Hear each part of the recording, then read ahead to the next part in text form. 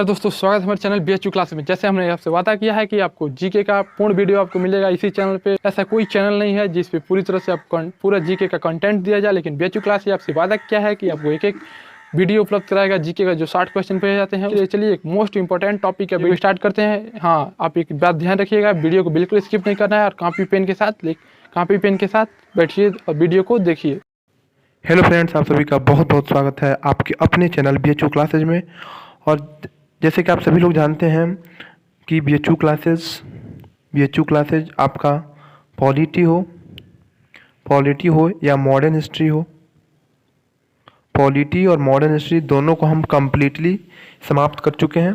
ठीक है, अब जो भी स्टूडेंट अभी नए हैं या वीडियो को जो है पॉलिटी, देखिए पॉलिटी और मॉडर्न हिस्ट्री आपकी BHU क्लासेज के प्ले लिस्ट में आपको सारी वीडियो मिल जाएंगी और कंप्लीट पढ़ाया गया है। तो जो भी स्टूडेंट जो है पॉलिटी और मॉडर्न हिस्ट्री यानी आधुनिक इतिहास नहीं देखा है वीडियो को, वो प्ले लिस्ट में जाके सारे वीडियो देख लें। क्योंकि BHU के एग्ज़ाम में, खासकर अगर BHU का एंट्रेंस एग्ज़ाम की बात किया जाए तो उसमें पॉलिटी और मॉडर्न हिस्ट्री यानी आधुनिक इतिहास से सबसे ज़्यादा क्वेश्चन पूछा जाता है। इसलिए मैंने सबसे पहले इन दो सेक्शन को समाप्त कर दिए हैं। ठीक है, उसके बाद आपका मैथ भी लगभग समाप्त हो चुका है, कुछ चीज़ें बाकी होंगी, उसको भी पढ़ा के जल्दी ख़त्म कर दिया जाएगा। रीजनिंग में भी आपका वीडियो पड़ा हुआ है। ठीक है, और आपका जो है हिंदी का वीडियो भी डेली पड़ रहा है। ठीक है, और आपका जो है आपका स्टैटिक जीके का भी क्लास चल रहा है। और जहाँ तक आपको एक बचा हुआ जो पोर्सन है आपका करंट अफेयर का भी कंटेंट तैयार किया जा रहा है। जैसे ही कंटेंट तैयार हो जाता है आपको डेली एक एक वीडियो मिल जाएंगे और जल्द ही करंट अफेयर भी समाप्त हो जाएगा। और आज जो हम शुरू करने वाले हैं, आज है जियोग्राफी। देखिए जियोग्राफी का भी ज़्यादा क्वेश्चन नहीं आते हैं BHU के एग्ज़ाम में। ठीक है, और इलाहाबाद यूनिवर्सिटी दोनों के एग्ज़ाम में ज़्यादा क्वेश्चन नहीं आते हैं, लेकिन फिर भी क्वेश्चन आते हैं, कुछ इंपॉर्टेंट क्वेश्चन है। तो इसको हम टॉपिक वाइज न पढ़ के जो है MCQ क्वेश्चन के रूप में पढ़ेंगे। लगभग 100 से 110 क्वेश्चन का जो हमारा एक सीरीज है उसको हम पढ़ लेंगे, तो हमारा जियोग्राफी जो है अच्छे से कवर हो जाएगा और एक भी प्रश्न बाहर नहीं आएगा। तो जो भी स्टूडेंट BHU एंट्रेंस एग्ज़ाम हो या फिर इलाहाबाद यूनिवर्सिटी एग्ज़ाम हो और आप इन दोनों का तैयारी कर रहे हैं, तो ये लेक्चर आपके लिए बहुत ज़्यादा इंपॉर्टेंट होने वाला है। तो इसको आप स्किप ना करें, शुरू से अंत तक वीडियो को जरूर देखें। तो चलिए आज का जो है सेशन शुरू करते हैं हम। और एक और बात आपको बता देना चाहें कि देखिए कुछ दिन पहले ही, यानी 3 या 4 दिन पहले जो है BHU क्लासेज अपना एक प्रैक्टिस सेट लॉन्च किया था। बहुत सारे स्टूडेंट देख रहे हैं कि उन्होंने प्रैक्टिस सेट को जो है परचेज करके और डेली एक एक प्रैक्टिस सेट सॉल्व कर रहे हैं। और मुझे उम्मीद है उनकी तैयारी भी बहुत अच्छी चल रही होगी। क्योंकि देखिए प्रैक्टिस सेट इसलिए बनाया गया है ताकि अब आप अपने जो है खुद का जो है परीक्षण कर पाएँ कि हाँ अभी मेरी तैयारी कितनी है और क्या चीज़ें अभी और पढ़ना मुझे बाकी है। तो आप लोगों में भी जो भी स्टूडेंट अब तक जो है प्रैक्टिस सेट नहीं करता है, वो प्रैक्टिस सेट खरीद ले और जो है डेली एक प्रैक्टिस सेट सॉल्व करे। देखिए इस बुक में आपको 5 मॉडल पेपर जो खासकर NTA के पैटर्न और सिलेबस पे आधारित है, और आपका जो है प्रीवियस 5 ईयर क्वेश्चन भी दिए, 5 साल के क्वेश्चन भी दिए गए हैं। तो इस चीज़ का बिल्कुल ध्यान रखिए। इसकी कीमत मात्र 49 रुपीज़ है। वीडियो के डिस्क्रिप्शन बॉक्स में आपको पेमेंट का लिंक मिल जाएगा, वहाँ से जाके आप पेमेंट करके फिर इस प्रैक्टिस सेट को खरीद सकते हैं और अपना तैयारी जो है अच्छे से कर सकते हैं। तो चलिए देर न करते हुए आज का जो हम सेशन का शुरुआत करते हैं। और पहला क्वेश्चन आपके स्क्रीन पे है, सभी लोग आंसर देने का प्रयास कीजिए, उसके बाद हम आपको आंसर सही बताएंगे। चलिए पहला प्रश्न है, सौर प्रणाली की खोज किसने की थी? ठीक है, हमारा जो सौर मंडल है सबसे पहले इसकी खोज किसने की थी? सभी लोग सही आंसर दीजिए कमेंट बॉक्स में। जी बिल्कुल, देखिए कई लोग सही आंसर दे रहे हैं। इसका सही आंसर होगा कोपरनिकस ने ही सबसे पहले सौर प्रणाली की खोज की थी, इस बात का आप ध्यान रखें। चलिए अगले प्रश्न पर बढ़ते हैं। सूर्य से बढ़ती दूरी के अनुसार ग्रहों का निम्न में से कौन सा क्रम सही है? तो आप सभी लोग बताइए, ये इंपॉर्टेंट प्रश्न है, आपके कई सारे एग्जाम में ये प्रश्न पूछे जाते हैं। ठीक है, मान लीजिए आपका यहाँ पे सूर्य हो गया, ठीक है, ये आपके शन हो गए, शनि सूर्य हो गया। ठीक है, तो बताना है कि यहाँ पे कौन ग्रह है, फिर यहाँ पे कौन है, यहाँ पे कौन है, यहाँ पे कौन है, यहाँ पे, और सबसे लास्ट में कौन है, ये चीज़ें आपको बताना है। ठीक है, आपके ऑप्शन आपके सामने है, सभी लोग सही आंसर दीजिए, देखिए इसका सही आंसर क्या होगा हम आपको बता दे रहे हैं। देखिए इसका सही आंसर होगा आपका बुध, शुक्र, पृथ्वी, मंगल। मतलब अगर यहाँ पे सूर्य है तो सबसे उनके जस्ट बगल में कौन है? तो बुध ग्रह है। बुध के बाद कौन है? बुध के बाद शुक्र है। ठीक ना, बुध के बाद शुक्र है, फिर पृथ्वी, और फिर मंगल, ठीक है। ऐसे करके जो है क्रम है, ठीक है। सबसे नज़दीक कौन है, तो अगर ये मान लीजिए ये सूर्य है यहाँ, तो सबसे नज़दीक उनके कौन है, बुध, बुध ग्रह, ठीक है। फिर शुक्र ग्रह, फिर पृथ्वी है, फिर मंगल है।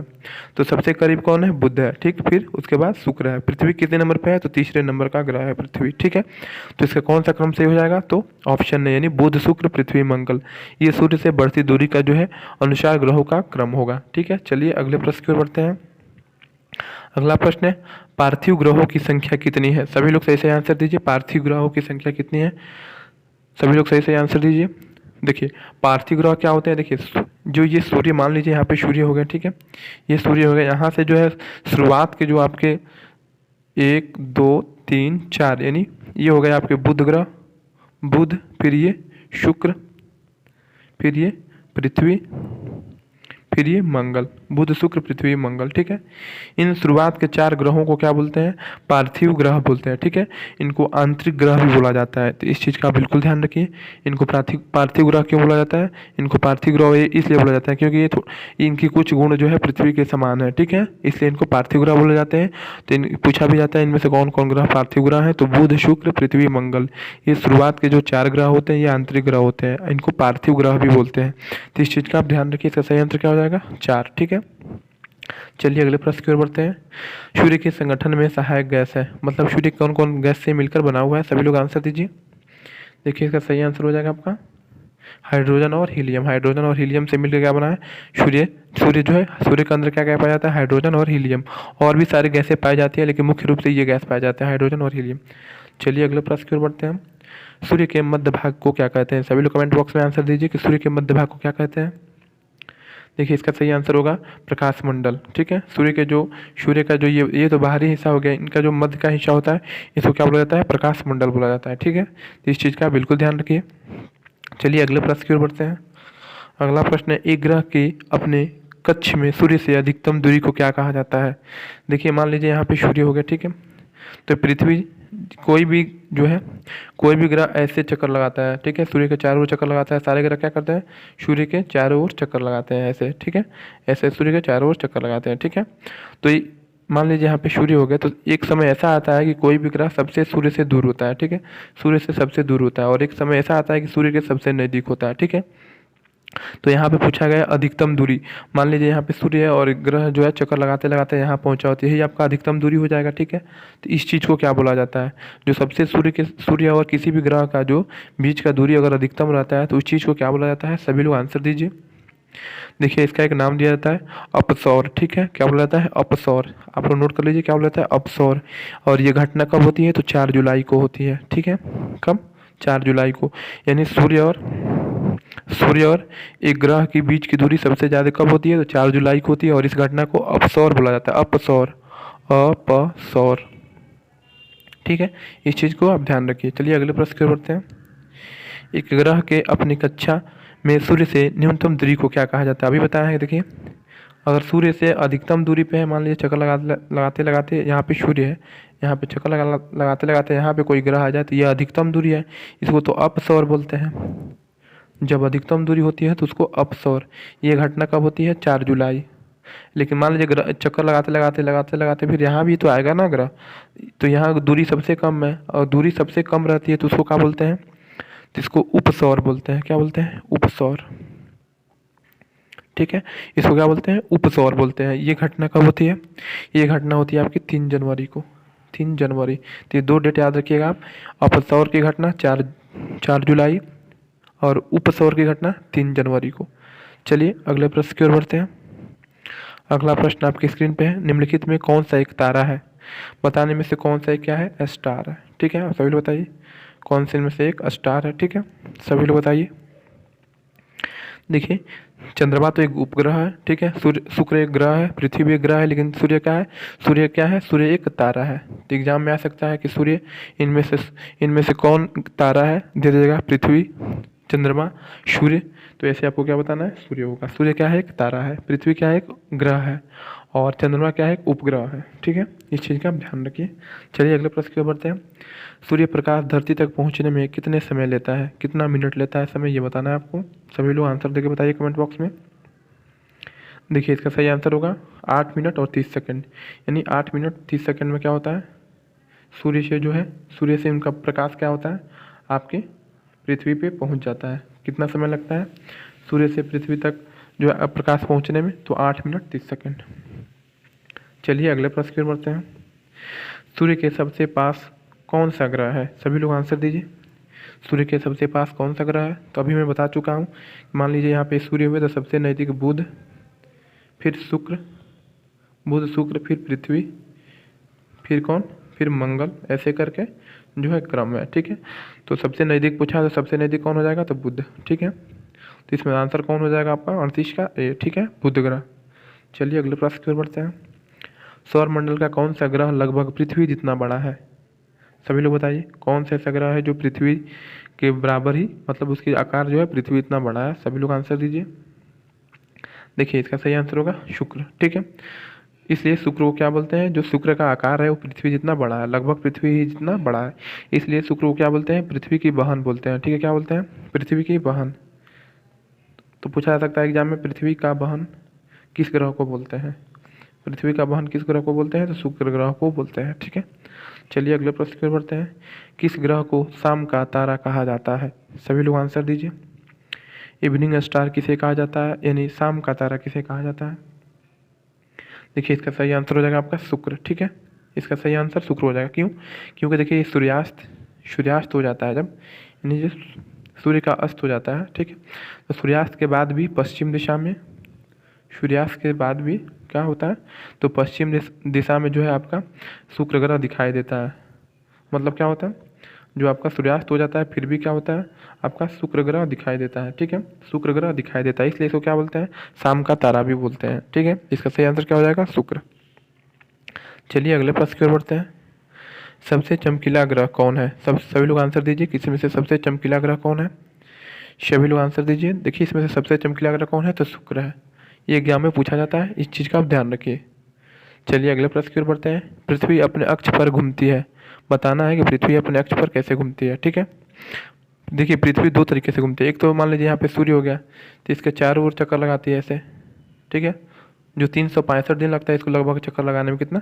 लगभग 365 दिन। लेकिन सूर्य खुद अपने अक्ष पर भी घूमती है। सूर्य नहीं, पृथ्वी अपने अक्ष पर भी घूमती है। ठीक है, अपने अक्ष पर भी घूमती है और सूर्य के चारों ओर भी घूमती है। ठीक है, तो जब अपने अक्ष पे घूमती है वो बताना है किस, मतलब कौन सी दिशा से होकर वो घूमती है। सभी लोग बताइए। देखिए इसका सही आंसर क्या हो जाएगा? पश्चिम से पूर्व। ठीक है, इसका सही आंसर क्या हो जाएगा? पश्चिम से पूर्व।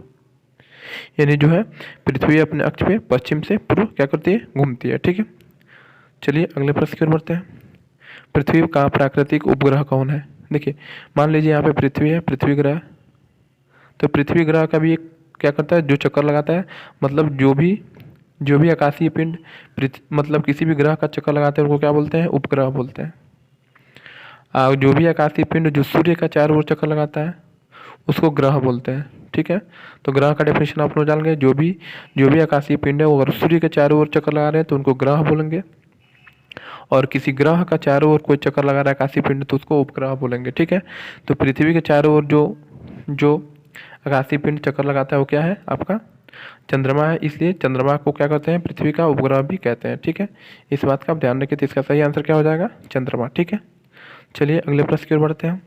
दिन व रात होने का कारण क्या है? सभी लोग सही आंसर कमेंट बॉक्स में दीजिए। देखिए इसका सही आंसर हो जाएगा पृथ्वी का अपने अक्ष पर घूमना। अभी हम बताया है कि अगर ये सूर्य हो गए, मान लीजिए यहाँ पे सूर्य हो गया केंद्र में, यहाँ पे अगर सूर्य हो गया तो पृथ्वी इनके चारों ओर चक्कर लगाती है। एक तो ये हो गया। दूसरी हो गया कि पृथ्वी खुद अपने जगह पे भी ऐसे ऐसे घूमती रहती है, और जो है ऐसे ऐसे मतलब दोनों तरीके से घूमती है। अपने अक्ष पर भी घूमती है, और सूर्य के चारों ओर चक्कर भी लगाती है। ठीक है, सूर्य के चारों ओर चक्कर भी लगाती है और अपने अक्ष पर भी घूमते रहती है ऐसे। ठीक है, तो अपने अक्ष पे घूमने के कारण ही क्या होता है? दिन रात होता है। ठीक है, इस चीज़ का आप ध्यान रखिए। तो इसका सही आंसर क्या हो जाएगा? पृथ्वी अपने अक्ष पर घूमने के कारण। ठीक है, पृथ्वी अपने अक्ष पे घूमती है, इसी के चलते क्या होता है? दिन व रात होता है। ठीक है, चलिए अगले प्रश्न की ओर बढ़ते हैं। सूर्य से पृथ्वी की दूरी कितनी है? बताना है। लगभग सूर्य और पृथ्वी के बीच की दूरी कितनी है? ये एग्जाम में पूछा जाता है, सभी लोग बताइए। देखिए इसका सही हो जाएगा 149.6, लगभग मतलब 150 मिलियन किलोमीटर दूरी है। किसका? तो आपका सूर्य और पृथ्वी के बीच, सूर्य और पृथ्वी के बीच दूरी कितनी है? लगभग 150 मिलियन किलोमीटर। इस चीज़ का आप ध्यान रखिए, एग्जाम में पूछा जाता है। चलिए लास्ट प्रश्न की ओर बढ़ते हैं। जब दिन और रात की अवधि बराबर होती है तो सूर्य की किरणें सीधी पड़ती है। कहाँ सीधा पड़ता है? जब दिन और रात बराबर होती है। पृथ्वी पे जब दिन और रात अगर बराबर होती है तो क्या होता है? तो सूर्य की किरणें कहाँ पर सीधी पड़ती है, ये चीज़ें बताना है आपको। देखिए इसका सही आंसर हो जाएगा भूमध्य रेखा। ये पृथ्वी है तो इसके बीच एक काल्पनिक रेखा है, ठीक है, 0 डिग्री पे, जिसको क्या बोलते हैं? भूमध्य रेखा बोलते हैं। तो इसमें जो है सूर्य की किरणें क्या पड़ती है? सूर्य की किरणें एकदम लंबवत पड़ती है ऐसे, ठीक है। कब? जब पृथ्वी पे क्या होता है? दिन और रात बराबर होता है। कहाँ? तो भूमध्य रेखा पे, ठीक है, 0 डिग्री पे। इस चीज़ का आप ध्यान रखिए। चलिए इसी प्रश्न के साथ आज का सेशन समाप्त करते हैं। जल्दी ही इसका जियोग्राफी का अगला पार्ट आएगा और उसे भी आप देखिए, क्योंकि 100 से 110 महत्वपूर्ण जो भी आपके जियोग्राफी के प्रश्न होगा उनका हम एक सीरीज लेके आ रहे हैं, ठीक है, जिसका यह दूसरा पार्ट था। पहला पार्ट जियोग्राफी का पढ़ा हुआ है, आप जाके प्लेलिस्ट में देख लीजिए, और ये दूसरा पार्ट है। तो इसको आप अच्छे से देखिए, इसका नोट्स भी बना लीजिए।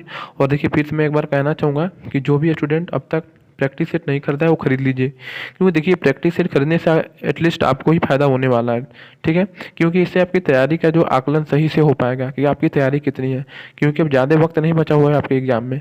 तो आप लोग पढ़ाई के साथ साथ जो है प्रैक्टिस भी करना बहुत ज़रूरी है। और प्रैक्टिस के लिए आप जानते ही हैं इसमें 5 मॉडल पेपर हम दिए हुए हैं, ठीक है, और आपका 5 प्रीवियस ईयर पेपर भी है। लगभग आप 10 पेपर सॉल्व कर लेते हैं, 5 ये और 5 ये, तो आपकी तैयारी बहुत ज़बरदस्त हो जाएगी और आपका सिलेक्शन कोई रोक नहीं पाएगा, ठीक है। तो चलिए इन्हीं शुभकामनाओं के साथ जो है आज का वीडियो यहीं पे रुकते हैं। वीडियो देखने के लिए आप सभी का बहुत बहुत धन्यवाद।